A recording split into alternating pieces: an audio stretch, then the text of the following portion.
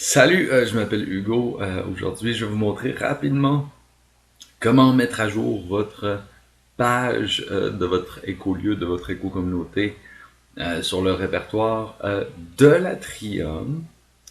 Donc, avant ça, je veux juste faire un petit historique des choses qui se sont passées pour le répertoire des communautés intentionnelles slash éco-village slash éco-communauté. Euh, il y a eu ce merveilleux répertoire, très beau, très joli en 2009, qui a été fait de façon PDF et papier. Il n'y a pas eu de suite depuis. Après, dans les mêmes années, il y a eu ce répertoire que j'ai trouvé récemment, qui vraiment liste tous les projets à travers le Canada.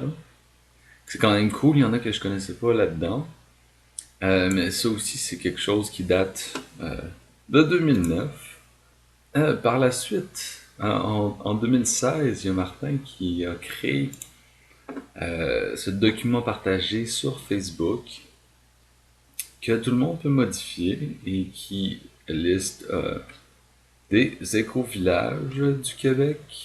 C'est sûr que le mot éco-village est un type de communauté intentionnelle, au même titre que le cohabitat est un type de communauté intentionnelle, l'éco-hameau, etc., etc. Donc, c'est vraiment plus à propos de tous les genres de éco-communauté, qui est un petit peu un synonyme de communauté intentionnelle.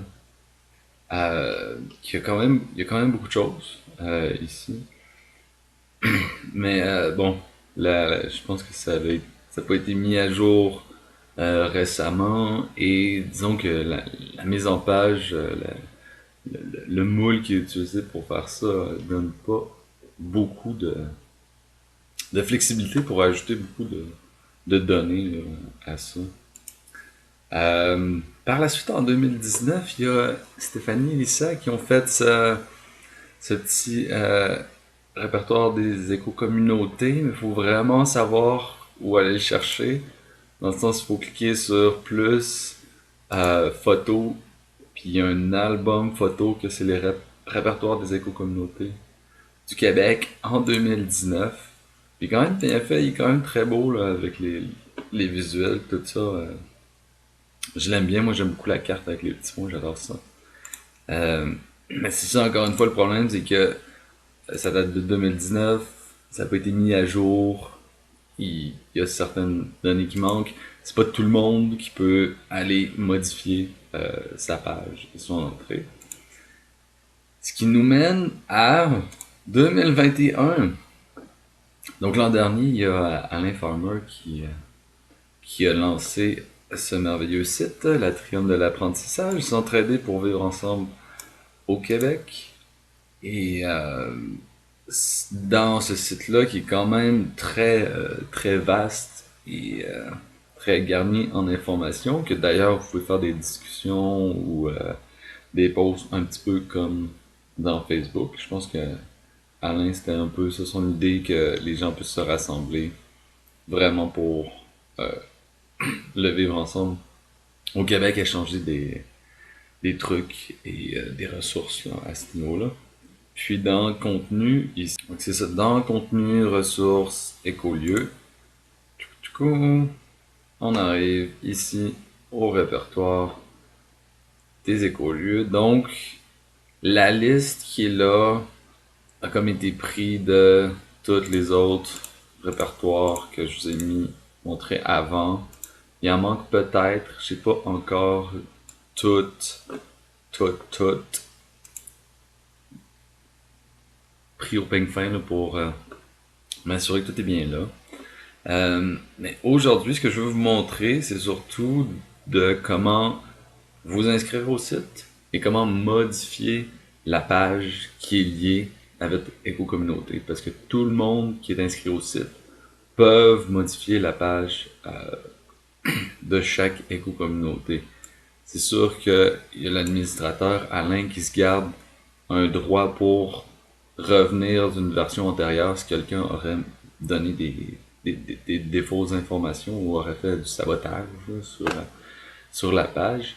Mais mettons, la force de ce site-là, c'est vraiment que tout le monde peut le modifier. Donc, chaque éco-communauté pourrait modifier sa page quand il le veut, là, un peu au même titre que le répertoire qui est sur Foundation for Intentional Community et celui qui est sur ecovillage.org, qui est le Global Eco Village Network, mais qui sont toutes deux des entités que le site est seulement en anglais. Honnêtement, je pense qu'avoir un répertoire en français, ce serait intéressant aussi. Peut-être que ce serait peut-être plus productif d'aller dire ah oui, on va tout aller sur le site du FIC puis on va tout se mettre là. Mais encore là, je pense que la barrière de la langue là, va probablement en empêcher certains de bien fonctionner avec ça. Donc, première étape, on va ici aller dans le login et on va cliquer sur s'inscrire, register. Fait que là, ici, mettons que moi, pour le démo, je vais faire comme si je m'inscrivais. Donc, je m'appelle Go, mettons D, je mets une adresse email que je possède. Ensuite, là, ici, c'est marqué pas le mot de passe que vous voulez mettre pour votre compte, mais il faut juste copier ce mot de passe-là pour pas que des robots viennent envahir le site et s'inscrire à outrance. Puis là, ici, je crée un mot de passe que je vais appeler 1, 2, 3, 4, 5, 6, 7, 8. Qui, by the way, est. et, il me dit strength average, mais c'est genre le mot de passe le plus faible. Ne mettez pas ça dans vos mots de passe. Tout le monde devrait utiliser un password manager. Ok. Ensuite, nom de famille. Prénom. Hugo. Puis comme, mettons, j'ai déjà un compte à mon nom, je vais l'appeler test. Code postal. Motivation. Je fais une vidéo pour expliquer comment les gens peuvent s'inscrire au site d'abonnature. Ouais, puis là je clique sur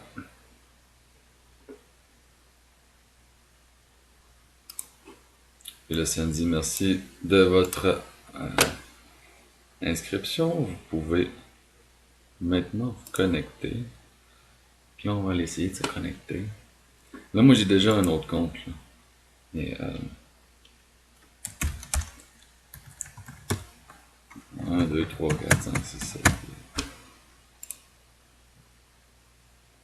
Et voilà. Non, je vois ça. Ce n'est pas parce que vous avez créé un compte que vous êtes un abonnement. Initialement, Alain voulait charger 5$ par mois aux abonnés. Pour les gens qui s'abonnent. Mais là, euh, l'abonnement est maintenant gratuit dès que vous vous inscrivez. Par contre, ça va prendre juste un délai de 24 heures là, avant que vous deveniez un abonné. C'est quand vous allez être un abonné que vous allez pouvoir faire des discussions et modifier les pages relatives au répertoire des écolieux, là, des éco-communautés. Donc, dans le fond, moi, je vais aller me connecter avec mon vrai compte pour pouvoir modifier la page. Mais vous, c'est ça, c'est peut que vous ayez à attendre un jour ou deux avant de pouvoir faire ces modifications-là. Fait que là, je m'en vais dans contenu. Après ça, je m'en vais dans écolieu, ressources écolieu. Puis là, boum, je suis rendu à la bonne place. Donc, moi, mettons, je vais vous faire comme la mise à jour de mon éco-village, de ma communauté, qui est la cité écologique. Ah non. Donc, mettons que je vais vous montrer juste en gros à quoi ça ressemble. Il y a des onglets ici qu'on a rassemblés dans ce qui me semblait le plus productif. On peut enlever les onglets et en faire une seule page qui va défiler beaucoup. Personnellement, je préfère avec les onglets. Puis, pour modifier les informations, je vais juste cliquer sur éditer ici. Donc, titre, le nom de votre écolieu. Dernière nouvelle, je sais pas moi, on donne le cours EDA. Non, en fait, le cours EDA en juillet n'aura pas lieu. Donc, je vais juste dire le cours EDA en juillet n'aura pas lieu. C'est sûr que cette section-là, dernière nouvelle, c'est comme qu'est-ce qui se passe récemment avec votre communauté. Ça pourra certainement être amélioré, mais pour l'instant, c'est ça. Après ça, vision et mission de l'éco-village. Ça, c'est la mission de la cité écologique, développer un mode de vie respectueux, etc. Valeur principale, nous ici, c'est l'éducation. Il pourrait avoir un S à valeur et principale. Dans le sens, souvent, dans plusieurs communautés, il y a comme 3, 4, 5 valeurs qui sont mises de l'avant. Tu peux comme toutes les mettre ici. Après ça, on a comme une description basique de la communauté. Ensuite, ici, dans l'onglet Contacter, il y a la personne qui est responsable du tourisme ici, chez nous, et qui est responsable des contacts avec les gens qui ont l'intérêt. Site web, Facebook, le courriel officiel, le téléphone, il y a même un endroit où on peut mettre des notes. Après ça, ici, adresse. Donc, je pourrais genre modifier l'adresse. C'est dans 689. Ça n'a juste pas été fait récemment. Nord, 689, 8e rang. Nord, de toute façon, Nord il est marqué ici. Code postal. La région, on est au centre du Québec.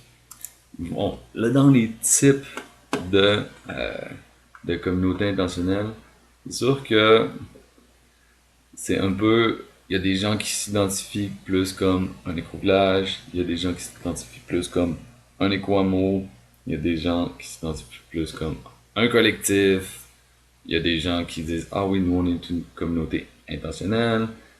Il y a tout un lexique qui reste encore à préciser en français au Québec au sujet des communautés intentionnelles. En anglais, le mot intentional community, c'est vraiment un parapluie. Puis en dessous, t'as le cohabitat, l'éco-village, la commune. Mais je comprends qu'en français, ce mot commune-là est un peu péjoratif. Fait que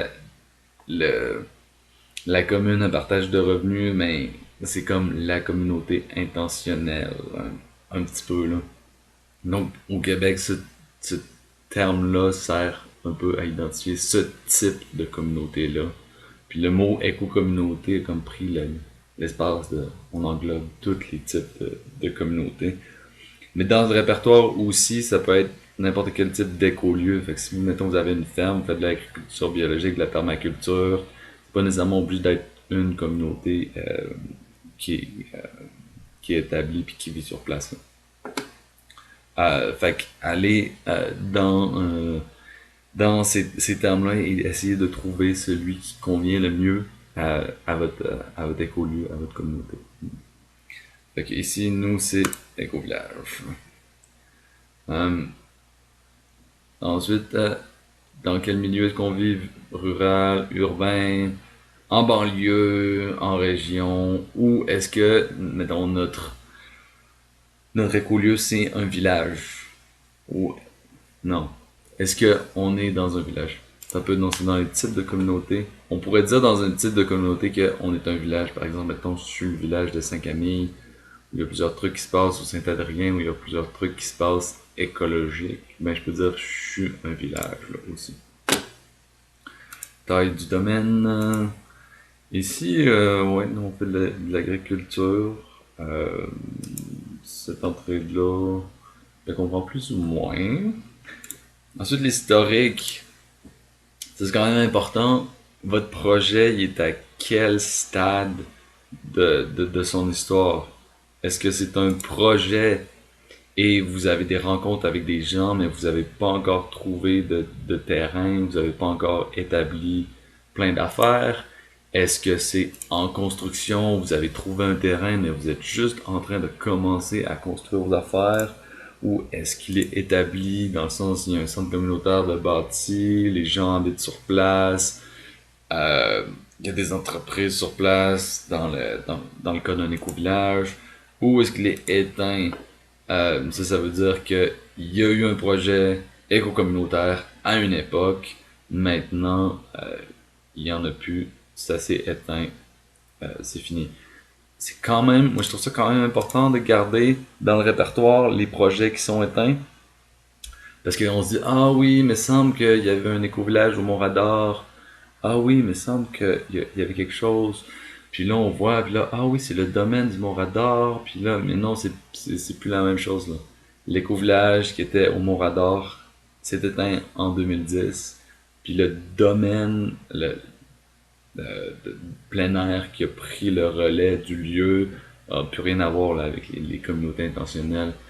Donc, je trouve ça quand même informatif de dire, ah ben ce lieu-là, il y a déjà eu quelque chose, mais là, il n'y a plus rien. Donc, euh, c'est quand même le fun d'avoir les projets qui sont aussi éteints sur ce répertoire. Fait que là, non au démarrage, si le nom était différent, année de début puis année d'établissement, c'est sûr qu'ici, nous, c'est quasiment la même année, mais il y a, par exemple, mettons, Cohabitat Québec, l'année de début, c'était comme 2003, où ils ont commencé à travailler sur le projet. Puis l'année d'établissement, mais c'était comme 10 ans plus tard, où les gens ont déménagé dans le bâtiment, là. Fait que c'est comme, des fois, il y a un grand écart entre les deux, là. Fait que moi, après avoir édité comme deux trois onglets, je suggérerais d'enregistrer.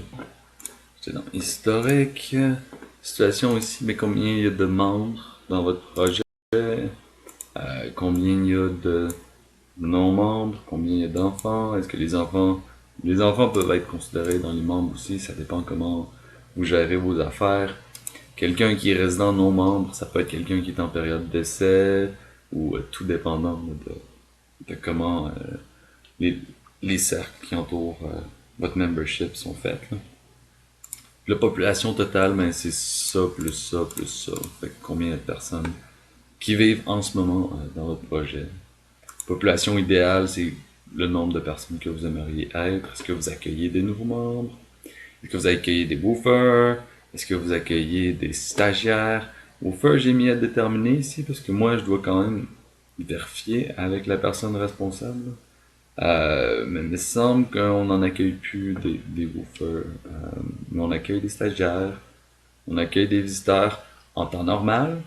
C'est sûr que là, avec la pandémie, on tire quand même à la fin de la pandémie, mais on est encore fermé au public. Il y a encore personne qui peut venir faire des visites comme c'était avant, là, en 2019. Est-ce qu'il y a des habitations partagées? Combien de repas communs il y a par semaine? Quel type d'alimentation? Quelles, quelles activités communes est-ce que vous faites? Fait que si nous on a les repas, on a des sports, des corvées ensemble, des fêtes, des tournois de volleyball, des habitations partagées, les groupes d'achat, d'autopartage, euh, l'école, les entreprises, etc. Langue primaire, langue secondaire. Euh, Ici, c'est quoi votre processus décisionnel? Est-ce que, mettons, c'est la sociocratie, le consensus? Gouvernance, c'est comme un petit peu semblable au processus décisionnel, mais ça peut être différent. Je dois vous avouer que je sais pas encore clairement c'est quoi la différence entre les deux. Est-ce qu'il y a des règlements genre pas d'animaux domestiques, pas de drogue. Nous, on a la particularité d'être un environnement sans fumée, sans cigarettes, vapotage, etc. Intérieur et extérieur. Donc moi, j'aimerais ça que les gens qui veulent venir ici sachent ça avant de venir.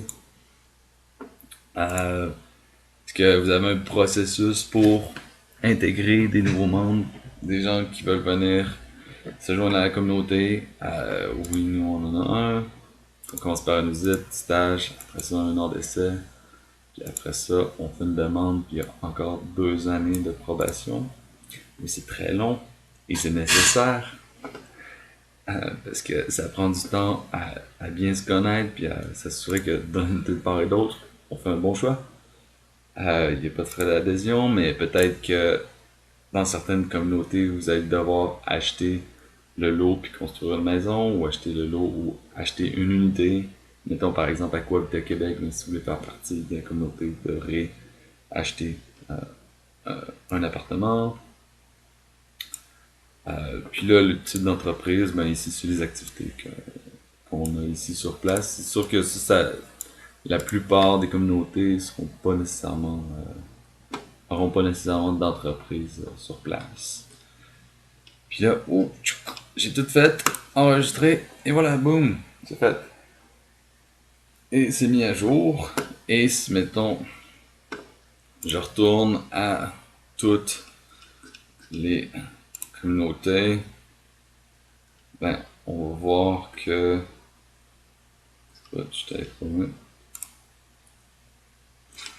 On va voir que la cité écologique a été mise à jour le 23 juin à 20h04.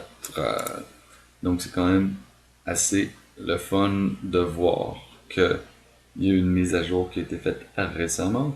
Fait que mettons, si ça fait un écolieu que ça fait 5 ans qu'il n'a pas été mis à jour, ben vous pouvez comme remettre en question les informations que vous y trouvez et peut-être même l'existence de cet endroit. Si jamais il y a des choses que vous dites, ah oui, mettons, qu'est-ce que c'est que je veux prendre? Mettons la chapelle des Trois Lacs ici. Euh, J'aimerais vraiment ça comme ajouter un autre sorte de données que je viens ici, mettons ici photo, ben j'aimerais ça ajouter des dessins. Ou des dessins c'est un peu. C'est juste parce que j'ai pas d'autres idées en ce moment là. Mais mettons que vous voudriez ajouter province ici ou une autre chose, je vais essayer de trouver quelque chose de plus intelligent que mettons ici vous aimeriez ajouter à oui, on accueille des nouveaux membres et on a aussi un processus pour expulser les membres. Donc vous aimeriez ça, que on ajoute ça pour tous les écolieux. À ce moment-là, vous pourriez comme le proposer dans page euh, mise à jour du répertoire des écolieux. Ici, vous pourriez comme soit éditer l'information qu'il y a sur cette page-là ou mettre un commentaire pour dire ah oui, j'aimerais ça qu'on ajoute tel type d'information. Ce serait pertinent pour tout le monde de le savoir. Puis peut-être que à un moment donné, à une prochaine mise à jour de ça, on va l'ajouter. Ça dépend quand est-ce que Alain va voir ça. Donc c'est tout.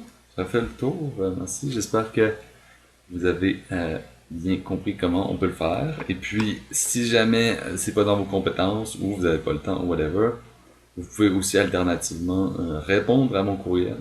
Moi, je vais envoyer des courriels à tous les écolieux pour voir s'ils peuvent faire la mise à jour de leurs informations. C'est ça, fait que vous pourriez... Moi, je vais comme prendre tout ce qui est dans le... Dans ici, mettons, je clique sur ça. Je vais prendre sans onglet, puis je vais copier tout ça dans un courriel. Puis ce que vous pourriez faire, c'est juste écrire en réponse dans le courriel. Puis moi, à ce moment-là, je pourrais mettre à jour sur le site vos informations. Si vous n'arrivez pas ou vous n'avez pas le temps de vous créer un compte et de le faire vous-même. Voilà. Cool. Donc, merci pour votre temps, puis à la prochaine.